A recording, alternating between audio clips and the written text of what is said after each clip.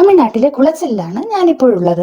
ഈ ഒരു കവാടം കടന്ന് ഞാൻ പോകുന്നത് ഒരു മഹത്തായ ചരിത്ര സ്തംഭം കാണാനാണ്. ഈ ഒരു സ്തംഭം മാത്രമേ ഇവിടെ കാണാനായിട്ടുള്ളൂ. 1741 ജൂലൈ 31 അനിഴം തിരുനാൾ മാർത്താണ്ഡവർമ്മ മഹാരാജാവ് ഡച്ച് ഈസ്റ്റ് ഇന്ത്യ കമ്പനിയെ പരാജയപ്പെടുത്തിയതിന്റെയും ഡച്ചുകാർക്കെതിരായ വിജയത്തിന്റെയും സ്മരണയ്ക്കായി കുളച്ചൽ കടൽ തീരത്തിന് സമീപം ഒരു വിജയസ്തംഭം സ്ഥാപിച്ചുകൊണ്ട് തന്റെ വിജയം രേഖപ്പെടുത്തി. ഒരു ഏഷ്യൻ സൈനിക ശക്തി കരയിലും കടലിലുമായി ഒരു യൂറോപ്യൻ സൈന്യത്തെ പരാജയപ്പെടുത്തിയതിന്റെ അടയാളമായിട്ടാണ് ഇത് നിർമ്മിച്ചിട്ടുള്ളത്. ഒറ്റക്കല്ല് നിർമ്മിച്ച ഈ സ്തംഭത്തിന് ഏകദേശം 15 അടി ഉയരമുണ്ട്.